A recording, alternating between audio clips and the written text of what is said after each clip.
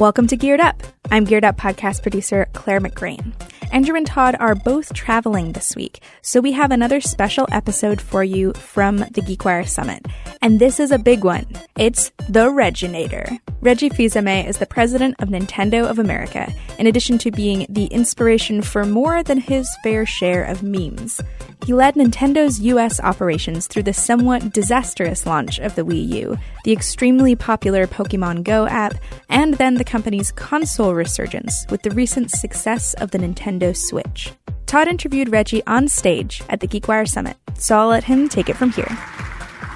I thought you were going to say it. Regginator, right? That's right. That's right. Well, you've got some famous lines around your name, and maybe we'll get to those a little bit later. But, you know, Reggie, I think a lot of people know Nintendo in a variety of different ways, and it was really remarkable to see that video, just the recall of the brand and its experiences. But people technically define Nintendo as a multinational consumer electronics and video game company. To you and to the company right now, who is Nintendo? What is Nintendo in 2018? Sure. Well, first, thanks for having me here. I get asked the question a lot, right? What is Nintendo? Who is Nintendo? How do you define yourself? From our viewpoint, Nintendo is an entertainment company. Our passion is making our consumers smile. And we do it a variety of different ways today. So we have a large piece of business that's focused on leveraging our intellectual property in a variety of different ways, whether it's in partnership with Kellogg's to create Super Mario cereal, whether it's a relationship with Universal Studios in a Super Mario world that's being built in their Osaka park right now, whether it's our relationship with Illumination Entertainment, where we're in the process of making a Super Mario movie. So that's one of our three core business pillars. The second is our mobile business. We've launched a variety of different mobile games, and we've got a Mario Kart mobile experience coming by the end of our current fiscal year. We've just launched a brand new intellectual property called Dragalia Lost in mobile. And then thirdly, we've got our dedicated video game business, which is the way most of our consumers interact with us. But these are the three key pillars of our business, all focused on driving really an entertainment positioning, utilizing our intellectual property, and as I said at the outset, making consumers smile. So, as you said, though, most people think of Nintendo as a video game company. Are you in the process of trying to change that perception through your actions or your words? Well, again, I believe that consumers know us through our intellectual property, right? The video you shot, having consumers have a memory of their favorite video game. I was just at a conference with 6,000 employees from GameStop. And as I interact with them, they're talking about their favorite experience with our games, our intellectual property. They're showing me their tattoos. You know, it's about our properties. It's about Mario and Zelda. It's about Pokemon, all of these wonderful intellectual properties. And how we leverage these across a variety of entertainment platforms is really how we're looking to grow the company. Yeah. So Nintendo has been through a fascinating 5 or 6 years here. And if you look at the Nintendo Switch in particular, in a little bit more than a year, it sold nearly 20 million units. And I know you haven't reported the latest numbers yet, so it could very well be more than that. But there was a period that Nintendo went through 3, 4, 5 years ago where people were doubting the company. And if you look, I actually did some research and looked back to some of the coverage, and I think some of the more favorable words I found were out of touch, foolish, and doomed. And we've been talking a lot about leadership over the course of these last 2 days. When you are faced with that kind of skepticism from the external world, and clearly you've rebounded and changed the perception, but during that time period, how do you lead a massive group of employees and keep them still believing in this larger vision? So just a few days ago, Nintendo celebrated its 129th birthday. 129 years old.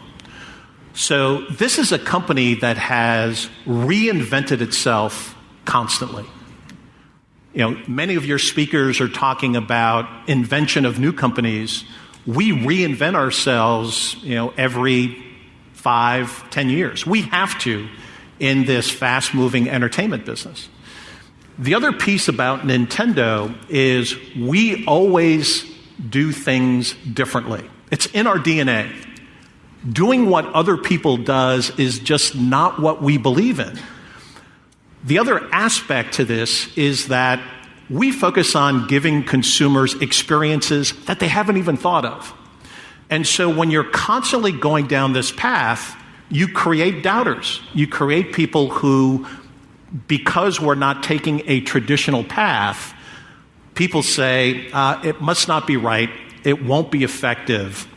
So, whether it's been with the Wii back in 2006, whether it's been with our Nintendo 3DS, whether it's now with the Nintendo Switch, our focus is innovating, giving new experiences, and in doing so, driving our business forward.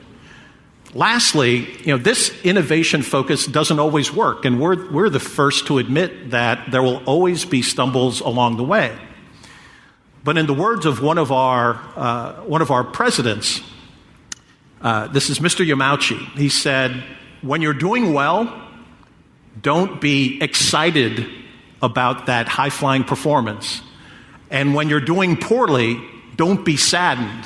Always have an even keel." And always focus on the next big adventure. And that's what we do.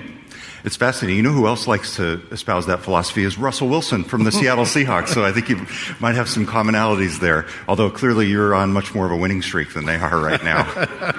Ouch. So with that, how do you, though, rally the employee base? Were you giving out specific communications to them? What were you trying to do to make sure they stayed inspired to follow that vision? Well, so we constantly talk to our employees about our mission, our strategies. I hold monthly meetings with all of our senior staff, constantly updating them on our performance, and their peers are sharing the results of all of the different activities. I personally meet with every group of new employees to Nintendo of America, sharing our philosophy, sharing our strategies, helping them understand where we're going. And so we do believe in heavily communicating what we're doing, how we're going about it, and we celebrate our progress, and we also talk about when things don't go right. Yeah. So it is a constant focus on being clear to all of our employees how we're doing. And this is not just a Nintendo of America approach. The same thing happens in Europe. The same thing happens in Japan. One more question on your leadership style. There is an iconic video of you stepping up to the stage. I believe it might have been at an E3, and you said, "My name is Reggie. I'm about kicking ass." Do you want to take it from there? Yeah, I'm about taking names, and we're about making games. I think I was in the audience for that E3 in the press, and I remember thinking how different it was and how in contrast it was with my perception of Nintendo's culture. Was that a purposeful effort by you to make a statement about the company's attitude? And if so, what went into that? Well, it was a purposeful statement on the part of the company. So not on my initiative. It really was on the part of the total company. And just to give some perspective, I joined the company in December of 2003. E3 was my first big public opportunity to speak to our community, the fans, the developers, our business partners. And as we were creating that messaging, myself and our global president at the time, Mr. Satoru Iwata, we were in constant communication as to what was the message that we wanted to deliver. And recall at that E3, we launched the Nintendo DS, the best-selling video game system of all time. And we showed the very first footage for a Zelda game, which was to become Legend of Zelda: Twilight Princess. a piece of video that literally made people cry. And so the entire presentation was focused on presenting, essentially a new Nintendo. A Nintendo focused on delivering innovation, a Nintendo focused on bringing the best of our intellectual property to bear. And so it was an entire presentation focused on the future and where we were looking to go. And so that line encapsulated what we were trying to do. We're going to be bold, we're going to take risks, we're going to push the business forward. And it was fortunate that it resonated so well. We're going to take a quick break. When we get back, Todd will ask Reggie about how Nintendo is going beyond the traditional video game genre with things like its DIY cardboard Labo toys. That's after the break on Geared Up. Let's talk about the Switch. As I said, it's been out for a little bit more than a year, about 15 months. Tell us the story of this console. What did you think the first time you saw this? So it's one of the things that I love about my job. I get to see our systems well in development. I get to see our games well in development. And again, to set the stage, we had launched a system called the Wii U, following on the heels of the Wii, which had sold 100 million units globally. And the Wii U did not have that same level of success. But what we heard from consumers is that the proposition of a tablet that they could experience gameplay, coupled with the ability to play games on the big screen TV, was really compelling. Also, what we heard from gamers around the world is the one point in their gaming experience that they hate is when they have to put the controller down and go do something else, go to work, go to school, what have you. And so that started our thinking around a system that would allow you to play on a big screen TV and then take it out of a dock and take it with you and play whenever, wherever you wanted to. And as I saw the embodiment of that system, and when I first experienced Nintendo Switch, for me it was a moment where the hair on the back of my neck raised, and it was the same way I felt when I first held the Wii remote, and the same way I felt when I first saw the inner workings of a Nintendo DS. And so with that moment, we knew we had a compelling proposition. But what I was actually holding in my hand was a non-working unit. It was something meant to stimulate how it felt in the hand and what the core concept would be. Our engineers had to execute it. Our developers needed to create the compelling content to bring it to life. And we're fortunate that we've been able to do that. And as you say, in our first 12 months, the Nintendo Switch in the US has been the fastest selling system, and our goal is to continue delivering on that momentum.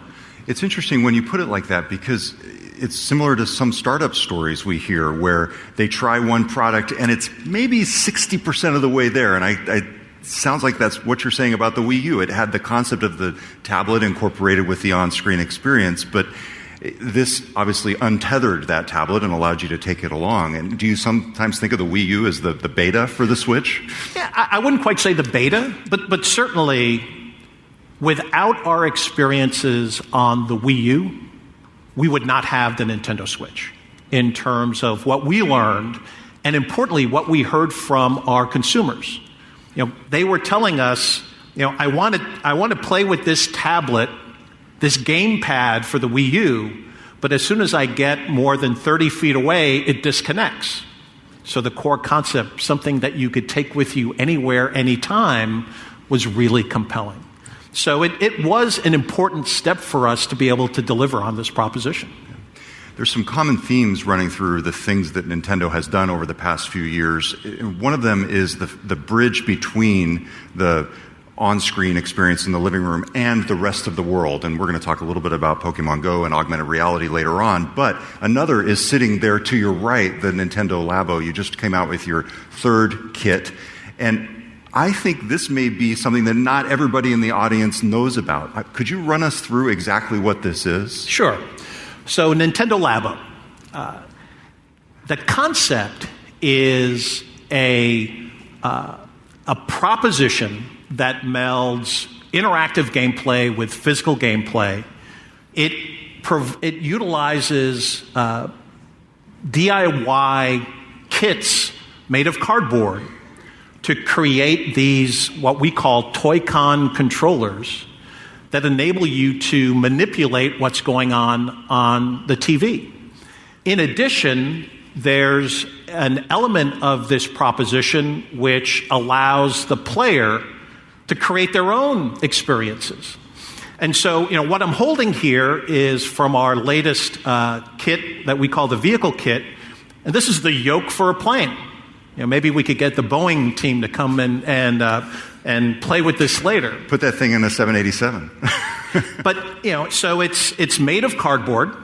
It uses one of our controllers that allow you to manipulate the experience going on the big screen TV.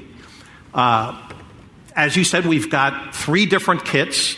Each utilizes the controllers in a different way, and the screen from the Nintendo Switch in a different way. For this one, it's a piano that the Nintendo Switch slides into this front area that allows you to see what you're doing. The Toy-Con slides into the back, which allows you to then manipulate the device, see what's going on. And so these kits are sparking the imagination of our target consumer that's between 5 and 8 years old. Yep. It's being recognized as one of the hottest toys of the year. And for us, what's really compelling about it is it's something that young kids can do on their own. There are very detailed instructions on how to make these kits. But it's also a great opportunity for parents to interact with their kids and to have fun creating all of these different devices. My 7-year-old daughter has been doing this. We've only gotten so far as the gas pedal on the Mario Kart wheel there. And it is a process, and it is a fun process. What lessons can people take away from this? Because it's unexpected. It's a bridge between the physical and the digital. Is this where you see tech going more broadly, connecting these experiences in the real world with the digital world? One of the things about Nintendo is that while we constantly innovate and we push the envelope, by no means are we making statements on behalf of global industries. Yep. For us, what we look to do is to create compelling experiences, typically that have never been done before, and to bring them to life in a way that's compelling and motivating for our consumer. Yeah. And when we do that, we spark the imagination of other developers and other industries, maybe to take what we've done and push it in a different direction. We've done that with controllers. Analog sticks didn't exist until Nintendo executed one in one of our historical devices. Touch screens weren't a common phenomenon until we included it on the Nintendo DS.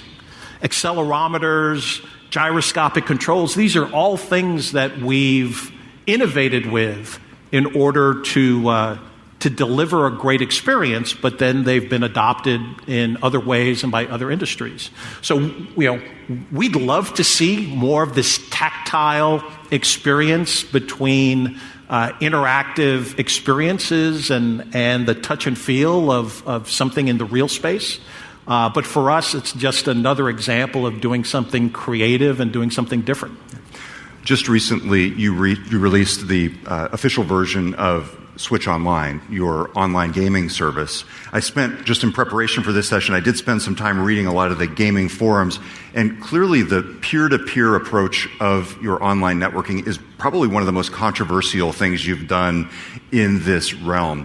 Can you walk us through the Switch Online experience and respond or address some of the concerns that people have about the performance of P2P versus centralized servers? Mm-hmm. So Nintendo Switch Online is a service that enables 5 things to happen. So first, certainly it enables connected gameplay on games like Mario Kart or Splatoon. Second, it leverages our legacy content.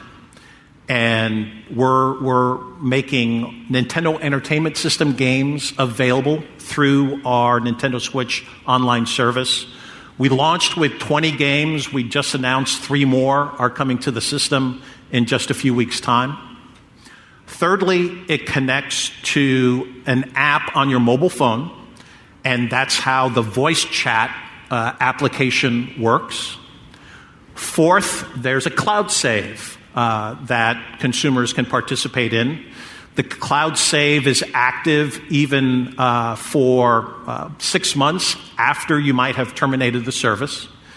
And then the fifth element are what we're calling special opportunities. And the one that we just launched with are 2 Nintendo Entertainment style controllers that fit on your Nintendo Switch and can be used to play the legacy content. So a robust series of services that annually costs $20, so substantially lower than our competition. What's interesting is, again, the Nintendo approach is to do things differently. It's a much different suite of services than our competitors offer. And we deliver these experiences in a different way.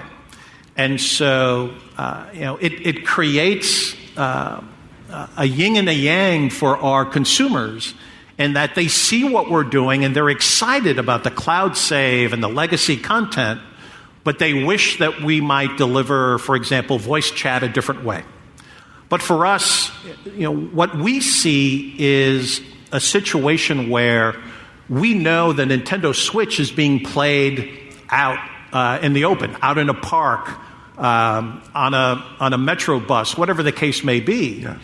And we believe the easiest way for you to connect and to have a peer-to-peer experience with voice chat is through your mobile phone, because it's always there. It's always connected. It's always with you.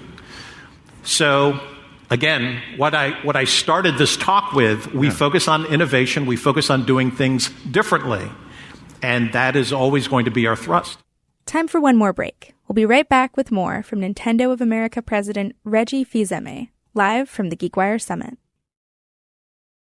When you started, you framed Nintendo differently than many people think of it, and I think a lot of people in making those kinds of comments about the peer-to-peer functionality and the different features are comparing you directly to PlayStation and Xbox. Do you see Microsoft and Sony as your primary competitors? So I don't. Think of it this way. We all have 24 hours a day. 1,440 minutes a day. We eat, we sleep, we go to work, or we go to school. All of the rest of that time is entertainment time. That's what I compete for, minute by minute. And that time you spend surfing the web, watching a movie, watching a telecast of a conference. That's all entertainment time that we are competing for minute by minute. So my competitive set is actually much bigger than my direct competitors in Sony and Microsoft. I compete for time. And when I do that, I have to be creative and innovative in order to win that battle for time. So some people might say that Nintendo was late to mobile, but that's not true, because if you think about the Game Boy, that's the ultimate mobile experience. you were later than some other game makers to smartphones. And I think this game, Super Mario Run, which was originally released for iOS, was the turning point in that, along with Pokemon Go, which you're obviously involved with through Niantic. Talk to us about Nintendo's approach to smartphones specifically.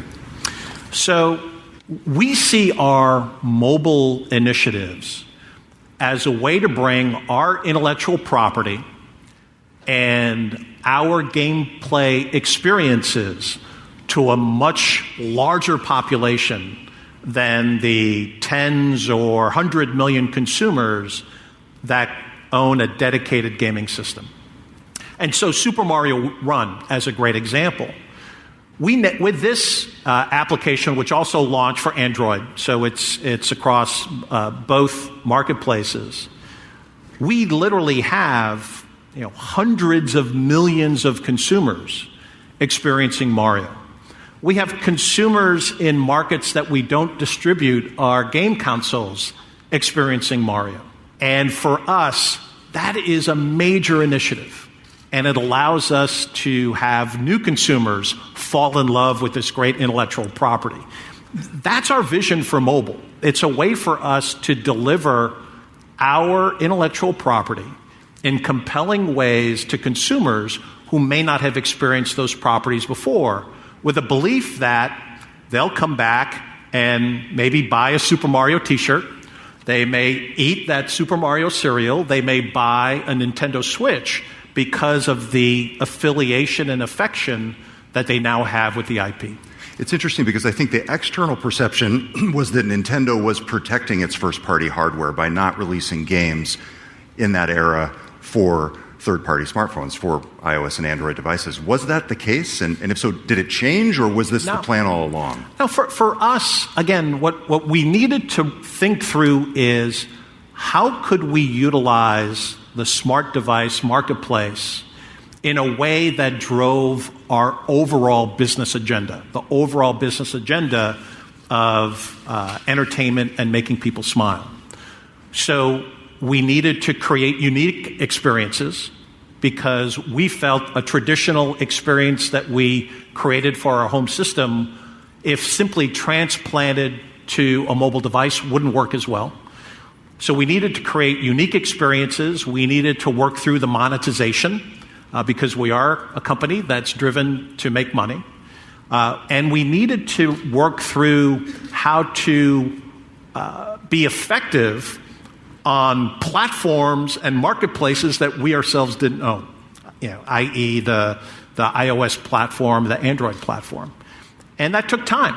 But now that we've created this experience, we have Super Mario Run, literally downloaded hundreds of millions of times. We have Fire Emblem Heroes, which is an intellectual property that by our standards is quite small, but the game is monetizing exceptionally well, and we are broadening that franchise. We launched an Animal Crossing experience, which consumers are loving, and it bodes well as we look to launch an Animal Crossing game on Nintendo Switch coming soon. So for us, it had to be part of a larger strategy versus just one-off executions of mobile games. Let's talk about augmented and virtual reality. Clearly, you have much more of a stake in augmented reality through your role in Pokemon Go. Virtual reality, not yet. Where do you see those shaking out, to whatever extent you can tell us, in the world of Nintendo? We have experience in this space dating back to the Virtual Boy. With augmented reality, it's something that we built into the Nintendo 3DS, right? A system that is approaching 75 million units sold worldwide. And so this is something that we constantly think about, that we constantly experiment with. Virtual reality, what we've said is it's technology that we're looking at, but in the end it has to be fun, because that is our mission, that is what we do, arguably better than anyone else. And so, nothing to announce here on this stage, but these are going to be technologies that we'll continue to experiment with, and as we look to create new and compelling experiences, we bring them to life. You alluded to this at the beginning, but one of the most fascinating things on the horizon is the expansion of the brand through the relationship with Universal. What can we expect? And I know there's already an experience in one park, in parks and in theaters with the Nintendo brand. So what I can tell you is this. Whether it's Universal Studios in the theme park space, whether it's Illumination Entertainment in the movie space, our focus was partnering with best-in-class companies. In doing so, we want to leverage what we do best, which is the creation and management of our intellectual property, and leverage that with what these other companies do best, whether it's in creating a theme park experience that is second to none, or telling stories through video entertainment, which is what Illumination does so well. I can tell you that our creators are heavily involved in these projects, so that what will be the result are true experiences that tie back to the intellectual property. Reggie, this has been fantastic. Is there any message you'd want to leave the crowd with here? So the message that I would leave for this group, we're a local company out in Redmond. We are a company that, as I've said repeatedly, is focused on innovation, focused on reinvention, focused on doing things that are new and different. And from that standpoint, we're always looking to work with innovative partners that share our mindset. And as a shameless plug, we're always looking for great people. Oh, everybody's hiring, Reggie. Reggie Fils-Aime, thank you very much for being at the GeekWire Summit. Absolutely. Thank you. Thank you. Thank you for listening to Geared Up. If you like the show, why don't you go ahead and give us a rating and a review on your favorite podcast platform, or just tell a friend about the show. You can tune into our live streamed recordings of the podcast at Andrew's YouTube channel, youtube.com/gearlive. We normally do this once a week, and you get a chance to ask us questions and have some fun behind the scenes. We will see you again next week. Filling in for Todd and Andrew, I'm Geared Up producer Claire McGrain. Thank you for listening.